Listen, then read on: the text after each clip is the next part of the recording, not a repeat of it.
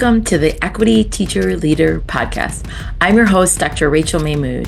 In this podcast, we'll dive into the stories, the voices, and the expertise of incredible teacher leaders who are making a difference through the equity work they do in their classrooms and their communities. Welcome back to another episode of Equity Teacher Leader. Today, we have Becky on the podcast with us. I am so excited because she is our very first guest that is not an Illinois educator as we roll into season 2 of our podcast and looking at elevating educators all over the country that are doing amazing work. And when I first met Becky, who is also the 2025 Maine Teacher of the Year, we're in the same cohort for the National Teacher of the Year organization.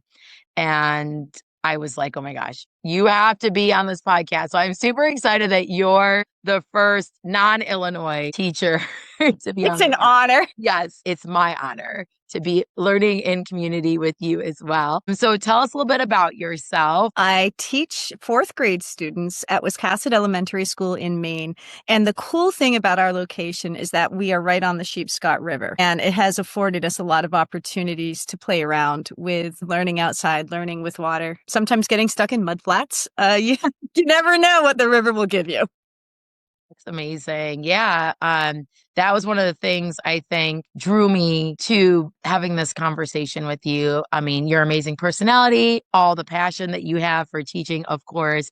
But I remember that Avanti, the Virginia Teacher of the Year for 2025, had interviewed you for her blog, Beyond the Bell. And I read what she wrote about you and the way you teach. And I was just so incredibly inspired. For those of us that are geographically challenged when it comes to Maine's geography, where exactly are you located? So we are in what we call mid-coast Maine, which is southern eastern Maine, and the Sheepscot River feeds into the Atlantic Ocean. Our school is about 30 minutes from the ocean. So we have lots of parents who are lobstermen, clam diggers. They work at a shipbuilding institutions. Many of our parents have jobs that are directly related to the Sheepscot River or the Kennebec River, which the two meet as they go to the ocean. Okay, being a 4th grade teacher, I teach regions of America. And we probably should mention this, that today we had our classes meet and do a mystery Skype. They had to discover what state each of the classes were from, which was exciting. There was a lot of energy. For the viewers or the listeners out there, if you've never done a mystery Skype, definitely search that up. So much fun. The kids don't know who they're Skyping, Google Meeting, Zooming with, like where that class is located. And they use a bunch of geography questions back and forth to find their location and looking at maps and things like that. And it was very exciting for our students. So I mentioned the article that Avanti interviewed you for. And in that article, you talked about this idea of nature-based or place-based learning. And so that's really what I would love to focus on for the topic for this podcast. First of all, what is nature-based or is it place-based? I've seen both now that I've done a little researching on the side. And it's funny because I think that nature-based and place-based learning are 2 lanes on the same highway. Okay. They are a little different. Nature-based learning can take place anywhere. It doesn't even, you don't need a river to teach a nature-based learning. And a course I took at the University of Maine Farmington did a nice job defining it. They're like, you can learn about nature, you can learn in nature, or you can learn with nature. And that last one, that's kind of where we're going. So for me, nature-based learning is incorporating nature throughout the curriculum as much as possible. So that means I'm using nature to inspire and drive writing. We use it as we work on science concepts, math concepts, social studies concepts, and a lot of social emotional learning. So that's nature-based learning. And place-based learning is where you examine your place in space. And we live in Wiscasset, so we talk a lot about what the industry is in Wiscasset, and we take advantage of what's available to us. So we have a local author named Leah Waite. She wrote several books set in Wiscasset in the 1800s. Okay. And the really great thing is our school is walking distance to most of these settings. And we use our place to learn more about the history of Wiscasset.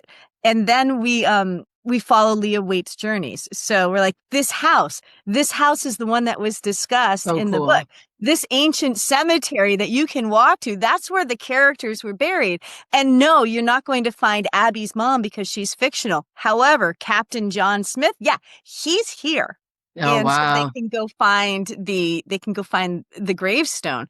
And again, we're very blessed that Wiscasset has a rich history. It used to be the busiest shipping port on the East Coast. So it's great. But you can use place-based learning if your town has a park or if it has Yeah. a historical museum or, just learning about the people in your town and That what their makes sense. Yeah, whether you're in an urban community or a rural community or a suburban community, you start with looking at your own industries around you, your own community, your own cultures around you, and look at how you can ground your learning in that. That's place-based. That's amazing. No, wow. And I love what you said about like learning with nature. Like when you said that, I got goosebumps. Like I literally got goosebumps. I've always been fascinated with taking my kids outside. And I remember I was in a different school and I remember there was like this really muddy part of our school where like the kids never wanted to go there at the recess because it was like really muddy. It was very shady because there was these three trees and it wasn't really being used, but it was outside of the music room. And I remember talking to my students about like peace, how peace starts with us. And some of the kids wanted to read the story and it had like this peace garden in it. And the kids were like, let's make a peace garden. And so I was like, okay, if we do this, it's going to be a lot of work and I'm very Yep. busy. So you're going to have to do all the work. I'm like, you're going to have to write the grants because it's going to cost money and you're going to have to figure out like what's going to be in the peace garden. You're going to have to do the landscaping and all of that stuff. And I remember getting the grant and we ended up getting a peace poll and we did a survey of all the languages that were spoken in our school. And we put the peace poll up with all the languages on it. And the kids planted the flowers and they raked it and they like put down the pea gravel for like the path. And the dads came on a Saturday and put up a little fence and like some benches. And then the kids could utilize it. And we had a big opening ceremony. And I share all this because now you know what I absolutely loved when I heard about your owl, or do you call it owl or OWL? So we call it OWLS. It's an acronym for Outdoor Wonderful Learning Space. I love it. Okay, so tell us about your story about how you got your owls Sure. set up and what it looks like. Well, my story is very similar to all those that created outdoor classrooms, and it goes back to the magical time of COVID. And we had moved into this building Uh-huh. about 2 years prior, and there was a lot of gnashing of teeth regarding moving to this building because we had the perfect setup for a primary school. And it got closed down. We were moved, and I couldn't even see the river. I was so angry. I drove by the river every day. I saw the river as I walked to the building, and I'm like, I want my old school back. So, like, I refuse to acknowledge we had this wonderful resource. And then COVID hits, and you have to wear a mask all the time unless you're outside. Right. So our kids were hybrid one day. They were at home. I had just finished doing a video lesson with my kids, and my partner teacher and I were like, let's see what's available to us. So we had a garden that had been ignored, and we're like, okay, we could do that.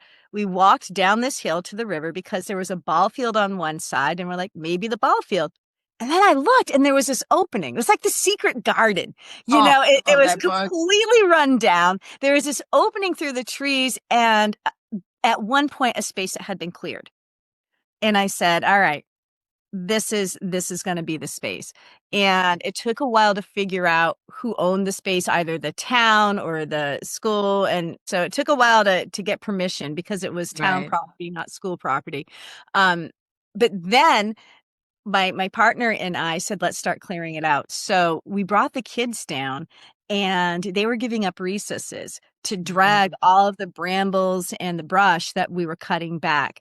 And then we wrote, so we had this clear space. You can Yeah. see the water. You can actually walk down a little tiny little hill and walk pretty far out at low tide. It's muddy, but you can walk out. And so we had the space, but we needed seating. So the kids created bookmarks from old coffee table books. They Hmm. glued them on a tag board. They sold the bookmarks, and they were able to purchase buckets for seating. So we have bunch of Home Depot buckets. I wrote a donors choose grant. We got a table and a whiteboard, and that's how Owls started. And, Wow. it's so simple. And Hmm. that's the message I always want to give it. It doesn't have to, you don't need a yurt, you don't need Right. a cabin in the woods. You need some buckets from Home Depot, or not even that, but like vinyl tablecloths that you can have a kid sit down so that they don't Right. get all wet. That's all you need to get started, and No, then it that's morphs. amazing. Yeah.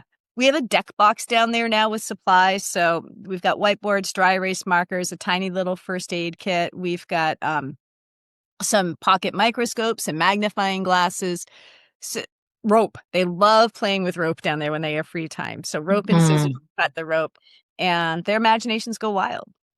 that's amazing. No, and when I think about like the level of engagement that your learning space creates, right? Like I think about like our classrooms, like we're trying to make flexible seating and like beautiful colors and fun manipulatives and games and resources and centers and all these things because we're trying to increase engagement and like the feelings that students have when they walk into the classroom. And you're able to create that with even less things because the world, the nature itself is the excitement. I think about just all the different learning styles that we have in a classroom, all the different neurodivergent students that we have, students that you know, just struggle to maintain their attention in the classroom and just how natural it feels for them to be playing outside, and I can imagine that it's very engaging.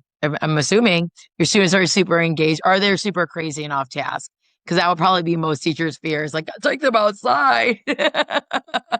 So I get that a lot from teachers in my own Yeah. school. There's for some a real reticence about taking their kids outside because they're like, my kid will run away Yeah. or they won't focus. And there there are tricks to that. And while it may seem counterintuitive, the kid who doesn't engage in the classroom, the kid who wanders, they are right with you when you're in Owls. They want to be there. They have to keep running up because they found a pill bug or they found an ant or a cool mushroom, and they want to be in. So I just set the parameters with them. They know that when they come into Owls, we start with nature journaling, just to kind of, this is where we are in our space. We set our focus, and then we have our lesson.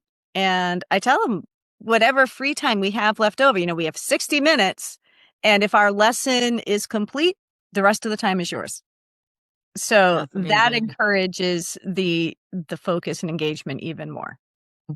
Oh, so one of the lessons I remember reading about in Avanti's blog was about the geometry lesson with the sticks. So I Yeah. definitely want you to tell the listeners about the geometry lesson with the sticks because I can see a lot of natural connections to like, okay, science, bugs, plants.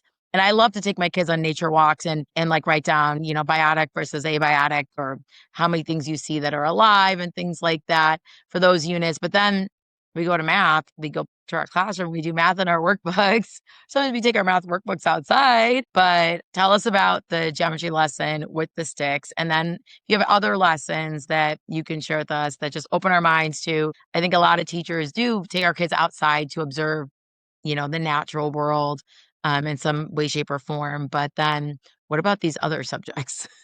Sure. Well, I happened to bring some sticks with me just to Yay, make, perfect. yeah.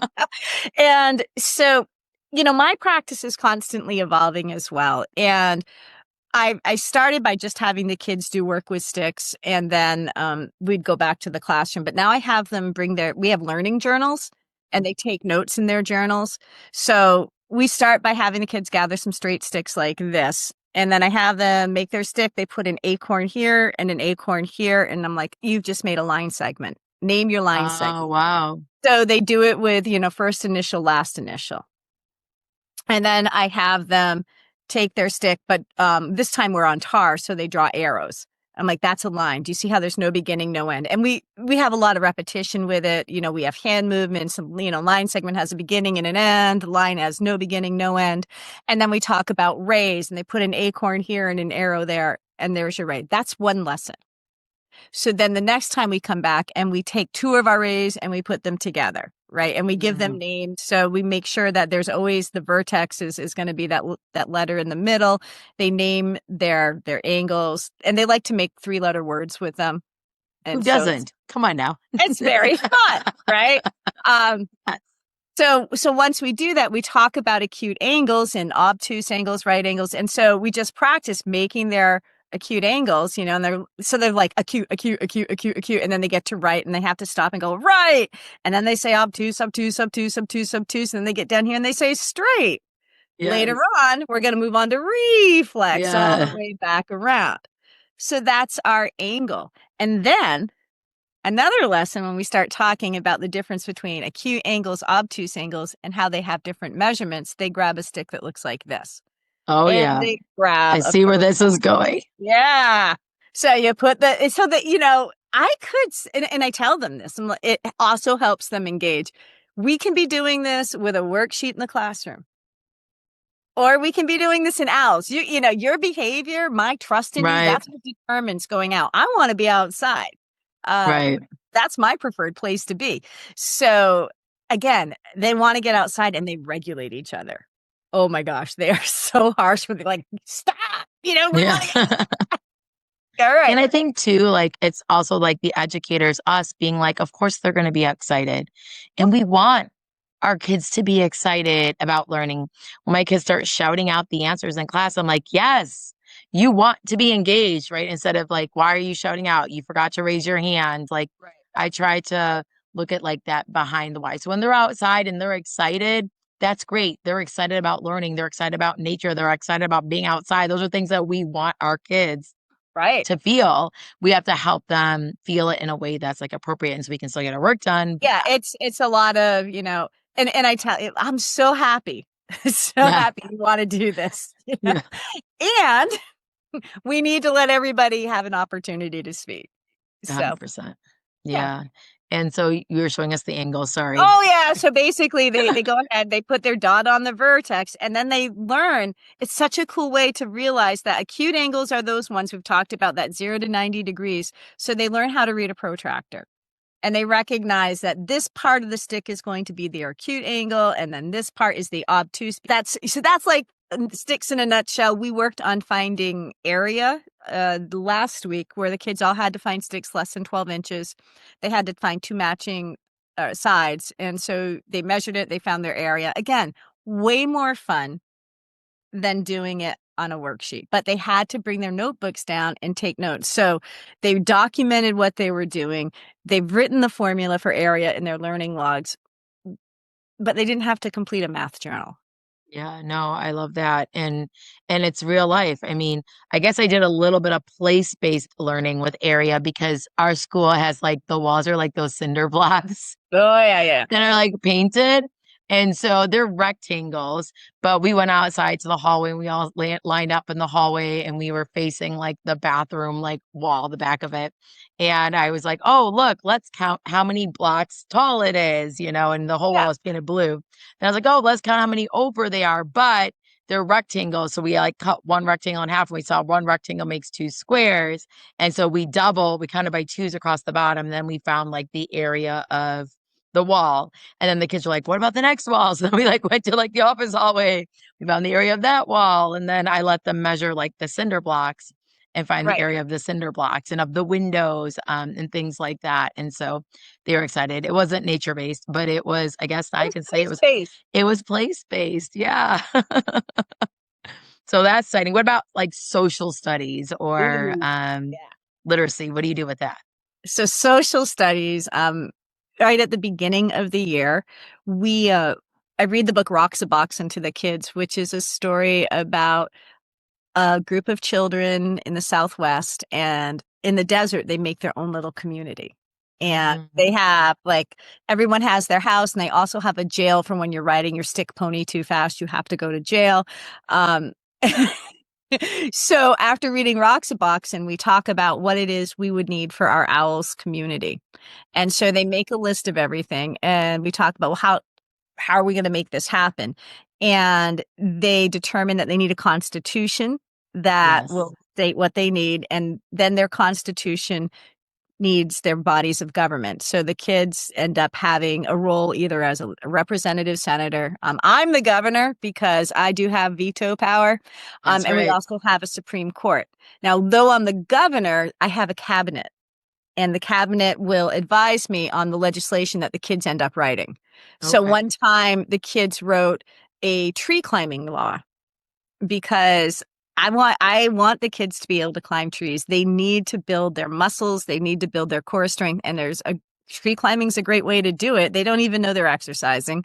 But it has to be done safely, and they want it. So you talk about engagement there. They're all about writing that tree climbing law, and it goes through the government. So the representatives vote on it, the Senate votes on it, and then I have my cabinet of like the Department of Agriculture, the Department of Commerce, Oh, wow. You yeah. got everybody. And so all the cabinet members have to decide, does my cabinet have a standing on this? Do we have an opinion? And they may say no, or they may say yes. So, the Department of Environmental Protection might be like, what are you doing to the trees? Are we Oh, hurting the trees when we do this? And then when we have Department of Health and Human Services, how are we going to keep people safe doing these tree climbings? And then the Supreme Court goes, and after I pass the law, the kids then take it through the Supreme Court process to make sure it doesn't violate Maine's Constitution. mm, So we have to teach Maine's Constitution. It's way more fun with a tree climbing law that is than 100% true. Everything's more fun with a tree climbing law, let's right, be honest. right. Oh, but that's amazing. And I love that. It's like social studies, but it's also kind of like social emotional too. And it kind of hits on all of those things. I think I did read that like you do your morning meetings or class meetings outside. I do a lot of class meetings outside too. It's nice. The cool thing we do with our morning meetings is, we have our greeting, we have our check-ins. Hmm. The kids are telling us, where they're standing for the day. But Yeah. then I try to incorporate some sort of nature-based appreciation. And sometimes it's simply close your eyes, take three deep breaths, and tell me what you're noticing. And so as the weather's Mm, getting colder, it's really fun. They're like, I feel cold on my face, but the sun's hitting my back. And so that mm. part feels warm. Or the leaves are crunchy underneath my feet. And so it's just helping them recognize that nature's got all these different sensory opportunities. And they're also learning that taking a few breaths outside helps them feel calmer. No, that's great. Yeah, it's It's like just mindfulness. I absolutely love that. Just so many great ideas. Okay. Well, you saw my classroom. I don't live by a river. We kind of live not walkable. Let's just say that. And doesn't have access to public property along it. Being in like a suburban area or being in an urban area, or students that come from like underserved communities may have a lack of access to green spaces. What are some ideas that you have for classroom teachers who are like, I love this idea, but we don't have a whole lot of like green spaces around our school, or we do, but it's just like a field. you can teach nature-based learning in any environment. I mean, if you're walking on your sidewalk and you see cracks in it and there's grass growing out of it, there's nature there. And if you get down and look super closely, you're going to find some ants, most likely, unless it's winter. And then again, if it's winter and you have snow in a field, you're good to go. So we have buddied up with kindergarten or pre-K, and during the winter, the kids will paint in the snow, or they'll make, when the snow is just right, they'll work together to make snowmen or other creatures like snow spiders or, snow furniture. They also, when staying on the snow vein, they will try to make dwellings for animals that will keep the animals warmer. So they try to line it with whatever they can find. If you are in, it's an asphalt jungle, if you can find the administration's heart to give you one parking space, you can throw a raised bed garden in that one parking space.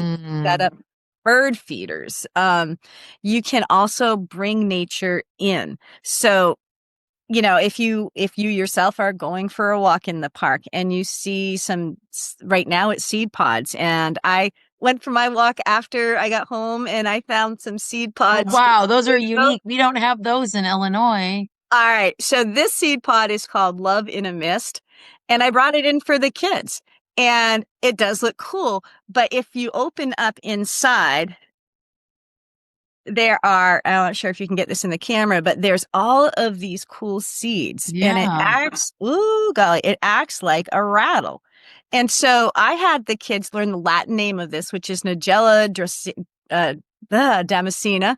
And so we talk about word roots and we talk about why scientific names are Latin usually, because that's kind of the universal language.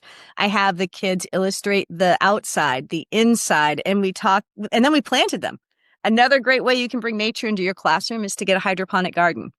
It Yes. doesn't have to be a big setup. We had that at my last school. I worked in a title building for the last 10 years, and most of the students were taking free lunch, and we were having a hard time with them. They were required to take one fruit and one vegetable, otherwise it's not free. Right. And so they were putting in the share table and donating it, and a lot of students weren't trying the fruits and vegetables. And so we did do a grant for a hydroponic garden to grow vegetables. And then the kids, once they grew them, they were much more likely to try them.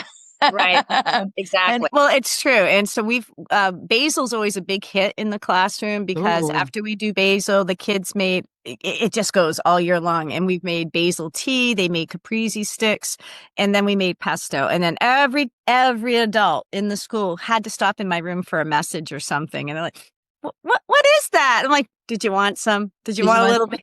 Do you want a pesto little over here? basil? Little pesto, here you go. Love But that. we also grew arugula. And so Ooh, I had the picky eaters and they love trying arugula. They love trying kale. So yeah, you can get a hydroponic garden. That's nature, right? yeah. Getting a betta fish is nature. You can, like I said, you can bring in the artifacts. You can bring in rocks that you have found. I'm, I am a shameless rock collector when we see granite at the top of Acadia National Park. I'm going to get a rock for everybody. I mean, a real small one, but for them to Mm, see what granite looks like or see what mica looks like. that's amazing. Again, it's nature. Weathering and erosion, you can teach that anywhere. Yeah. Why are the puddles forming here? How can we divert water on the playground? Gosh. So when is the book coming out with all of these ideas in like one space so that I can just read it? Because you were like, boom, boom, boom, boom. And I'm like, whoa, I'm getting so many ideas of things that I could do tomorrow, the next day. And I do think that this is an equity issue because we do see that, especially in urban areas, that there is just more blacktop, more pavement, that the temperatures are higher and there's less access to green space when you're in poorer communities.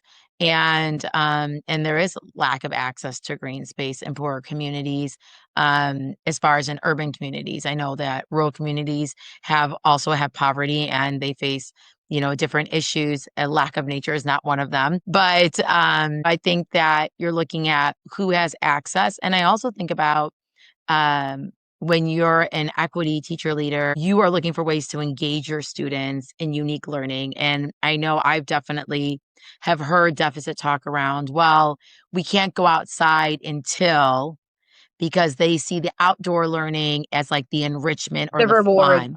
The Yeah. reward, the enrichment, the fun. It's for kids who are gifted to like then apply it to their larger world. And the kids who are struggling need to stay in the textbook and until we are going to skill and drill until we close that gap. I mean, it's well-intentioned people. They want to close the gap for their students, but they think of the nature part or the project part or the sketching and the drawing and all the project-based learning as like the extra. Sometimes when kids are struggling, we're just thinking we got to skill and drill and just get them caught up in that project-based learning is like comes afterwards as the Right. enrichment or for the gifted students or for the kids that already have mastered the skills. And so I think that when we do take our kids outside and we give them their whole world and their whole environment to learn, like we are being equity leaders and not just in that learning in that space, but also the lessons that they learn, like environmental justice and social justice. And I know you have done some things with social justice and environmental justice. I think, didn't your students write some letters?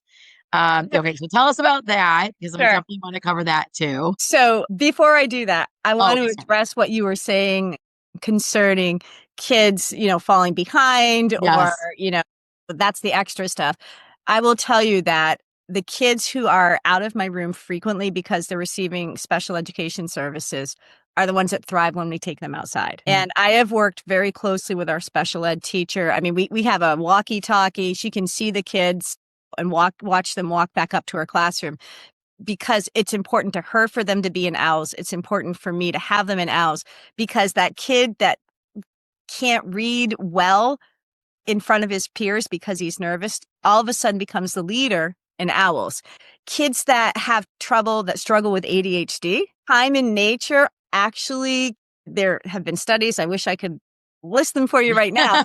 But the deal is you take kids outside, you reduce their need for medication.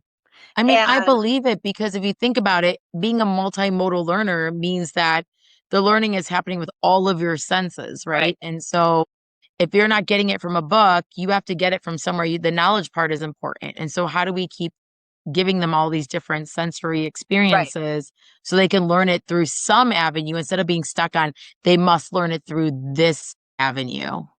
right. And then when Mhm. it comes to social justice, the kids also enact to protect riparian areas because they were watching how the banks of the river were getting eaten away with erosion. And so they started talking about, well, what can we do to protect our riparian areas? And it was, we're taking care of trash. We're making sure that the water, the stormwater has a better way to flow. And they sent that law to actual Maine leaders. So they sent it to the Chief Justice of the Maine Supreme Court, who wrote back to them. Wow. They sent it to their state senators, state reps. They sent it to the Department of Inland Fisheries and Wildlife. They sent it to the Department of Environmental Protection. And several of these people took the time to write back. That's amazing. So 9-year-olds, right? Yeah, 9-year-olds are they being can do it. treated as empowered, as individuals who have a stake in our Yeah. environment. And that's so important. I mean, I feel like I have that conversation with my students daily when they throw their garbage in the recycling bin. Right. I'm like, this is your Yeah. Right. world.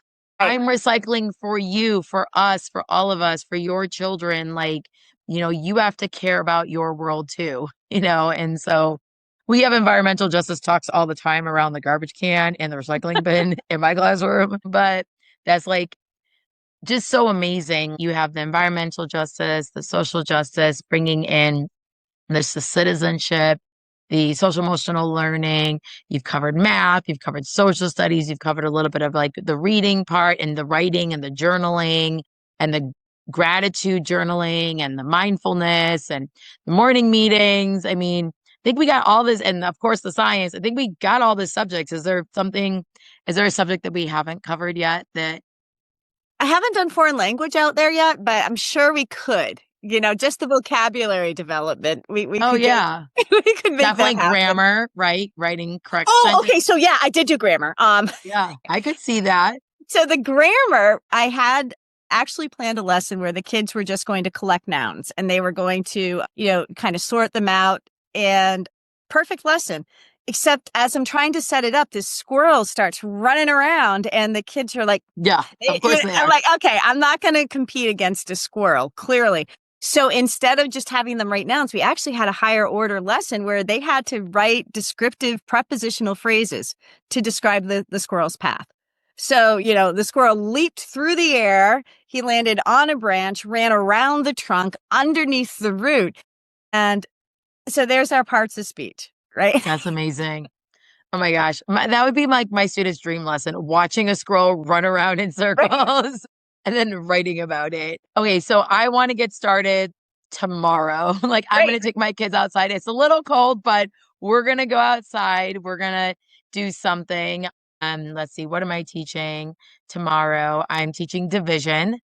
We're just getting started with division and deconstructing arrays. I'm teaching let's see, what am I teaching in science? Energy, collision energy, energy transfer. And let's see, one more thing. In ELA, we are working on figurative language. We're like at the end of a poetry unit in our basal readers. So give me an idea of something I can do tomorrow. Okay. So if you're doing poetry, you could take them outside. Do you have any green space outside of your building? Yeah, we do. We have a big field and like Okay. trees, but there's And, no other things. and even if you didn't have a field and trees, you could take them outside and look at clouds. All right. So Yes, now that is your true. figurative poetry could be the cloud is blank as a blank. Love Uh, it. you could also have them do concrete poetry and pick a natural object. My kids love this part. Like if they see Canada geese, they're going to like make a poem in the shape of a goose, and they're just going to write goose, goose, wing, wing, wing, beak, beak, and really think about how their words can draw a picture. When you're doing division with arrays, you can either find acorns or blades of grass or leaves and set those up to divide. One thing that I enjoyed doing with fractions is I would place a hula hoop down on the ground, and the kids would get up close and personal, and how many different types of grass can they find, or leaves or plants, and how many living things. Well, like I saw 3 ants, I saw 4 leaves. And then we talk about, all right, so there are 7 total natural, several 7 biotic factors. Fraction of those were animals, what fraction of those were plants? Oh, wow. Okay. Yeah, that's cool. So let's see, what else did you say? This is fun. I'm Yes. like, this could be my job. It's just, Yes. Energy transfer. Last oh, one. okay. Energy Energy transfer. so the way I teach heat or energy transfer is when it snows, and I have the kid wrap snow and they put it in their hands. It's just so simple. Why Right. is the snow melting? Well, the energy is transferring from your hand, to the snow and melting it. We actually do a big part of renewable energy resources where they go out and they survey what they have for a space. And then I'm like, all right, you have a make believe $100,000 grant to create a renewable energy resource here at school. What are you going to pick and why? And so they have to assess wind, and for us, it's water and Mm. solar, and they have to decide which one of those energy resources would be best. Then I have them read a few articles. So the solar energies in one group, wind energies in the other, hydro, and then they each give the rationale and they try to convince people to move sides. Not only do they talk about the benefits, but they also talk about the disadvantages. And constructing that viable argument is just such an important Right. overall skill in every subject. Exactly. Right. And so it makes sense. So if somebody was listening to this podcast, they're inspired now. They've got a million different ideas. They want to get started tomorrow. What are like 3 things that I can do to just get started tomorrow? First thing is go outside and find a space, and basically just do an inventory of where you would feel Hmm. comfortable taking kids outside. And if you're really nervous, you can bring like we call it surveyor's tape, but just a colored tape so you can mark it off, or use cones to mark it off. So there's a clear boundary for the kids. So that's Okay. the first thing, find and define your space. The second thing, grab blank journals or notebooks or just a piece of white paper and let the kids know they're going to go outside. They are going to sit. They have to pick their spot, carefully, because they're going to sit there for, you might even start with 4 minutes. It depends. My kids beg for 10 or 15 now, but you start small and you just have them sit and draw what it is they observe. And you encourage them to be just as specific as they can with their drawing. And that's it. That's your lesson. They practice sitting quietly in nature. And it's really interesting because every time I do this the first time, some kids are like, Yeah, I know. they All the can't kids. Kids are like, yeah, they can't stay in one spot, because it's like yeah. they're sitting and then they think something's cooler somewhere else. So then they're getting up and moving. And, I'm gently like, I'll give them one move, Mhm. the first time. And I'm like, you can draw or you can write, or you can just sit. And then I give them at the end, I give them 2 minutes to actually start drawing or writing if they haven't. And then I let Mhm. them share because Yeah. they love it. And I really give a lot of voice to the kids who are saying, I heard something, or if they're writing and using that figurative language, man, it sounded like bumblebees out there, or whatever they hear. And that's getting them comfortable in nature, and it gets them looking closely. That's the beauty that I find in nature-based ed is when you can teach kids to look closely, that's going to benefit them as they're doing their math work, as they're doing close reading, as they're revising and editing their writing. We're not just taking kids outside to play. We really want them to learn. And we really believe that this is the way for them to learn the best in Right. that environment. Yeah. Yeah. And So I'm sure you choose which lessons you do outside and which ones you do inside and which ones make Yep. sense. We don't just take them outside just to take them outside, but you're purposeful in making those choices, Exactly. just like we're purposeful in all the resources we choose and the books we Right. choose to read and the way we design our lessons. Yes. Yeah, All of that that. makes sense. I think that we would have a lot more connections. And this podcast could probably go on for like 3 more hours of just like sharing ideas back and forth. But one of the things I love is like you're a dreamer of like what education could look like. What could education be? The idea of rewriting the norm of the way we do school is something that I am so passionate about. And so this is my season 2 question that I'm going to ask all the participants. If you could redesign school, because my dream is to like redesign school and the place and the idea of school, disrupt the norms of what education is, what would your school look like with nature and educational equity at the center? All right. So I'd have a yurt. I wouldn't have a classroom. Yes. I mean, we started with the yurt. So we're going to start with the facility, right? So there would be this gorgeous round classroom with a wood stove in the middle.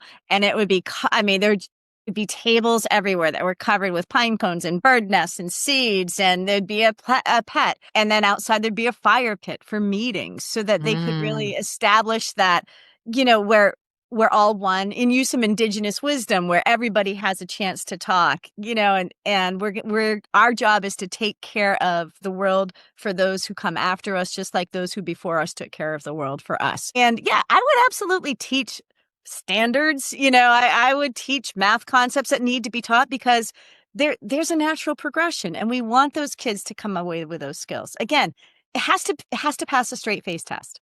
However, I would love to have the kids have an hour a day of free time outside, because when I give them that time, that's when their creativity flows. That's when vocabulary is developed. That's when leadership skills are formed. And, let's be honest, they might be able to do a quadratic equation, when they graduate.